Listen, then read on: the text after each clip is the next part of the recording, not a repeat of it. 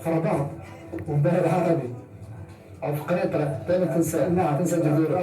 عكس قنيطرة. اللاعبين هم كل واحد لعبوا هم انت كل مرة الرباط وكذا وتنسى قنيطرة. لا قنيطرة تنسى جذورك.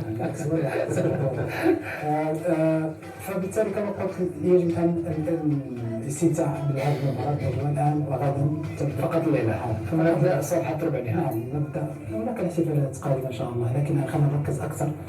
المغرب الشعب المغربي فرحان وإن شاء الله نحب أن نبقى بعيدا في هذا المونديال، نبقى على أمل العرب كلها في هذا المونديال. لما لا وصل نصف النهائي واحد النهائي، لما الآن أصبح الطموح كما قلت لكم. ونحن معزومين بالعشاء من يد والدة أبو تريكة الله يحفظها بعد هذا الاستوديو، وفرصة هناك يعطيك عسل مصري عشان ترجع صوتك قبل استوديو ربع النهائي. تعرف الماتش الشباب؟ لا اليوم راح أعرف. وأنا الآن نستمع لوليد ركراكي مدرب المنتخب المغربي المواطن الذي قاد منتخب بلاده إلى أكبر إنجاز كروي في تاريخ المغرب. سي وليد ألف مبروك. واش هذه حقيقة ولا حلم؟ واش سر هذا النجاح؟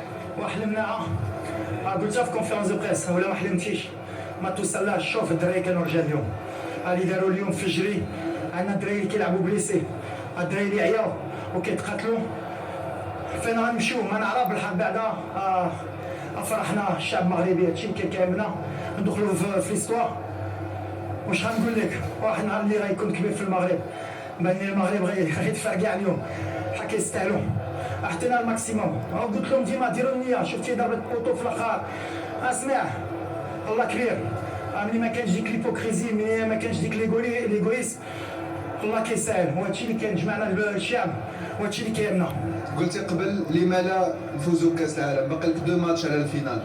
بالحق دابا شوف نرتاحوا اون بروفيتي اليوم باسكو اسبانيا واحد الفرقه اللي كبيره عذبونا جراونا. الدراري ما تركوش تاكتيكمون، كانوا عارفين شنو بغينا نديرو. جانا دي زوكازيون بالحق. لو بلان كان اللي كنت كنحلم به. دابا شوف ما درنا والو، بحال اللي قلت فو ريكوبيري غنشوفوا مع شكون غنلعبوا وان شاء الله. علاش لا علاش قد ما درنا والو هي احسن. ما درنا والو. كل التوفيق ان شاء الله. شكرا.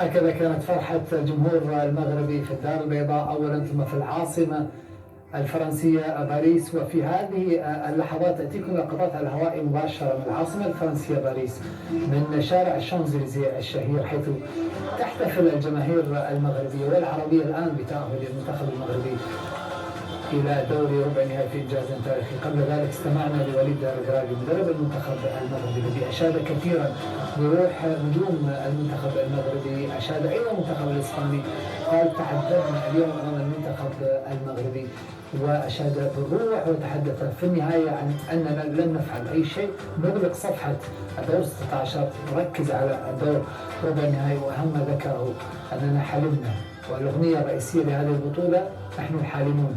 المغاربة كانوا حالمين في التأهل إلى أبعد مدى، حققوا ذلك، كما كانت قطر تحلم في أن تستضيف للمرة الأولى كأس العالم على أرضها في إنجاز عربي يحدث مرة الأولى. الأرضية تمنع المباراة الآن ونحن جميعا حالمون إلى باسل. فعلا حاربون، واليوم المغرب لن تنام، الاحتفالات ستستمر حتى الصباح، وايضا اعتقد ان عزيز لن ينام، او هذه اول مشاهد عزيز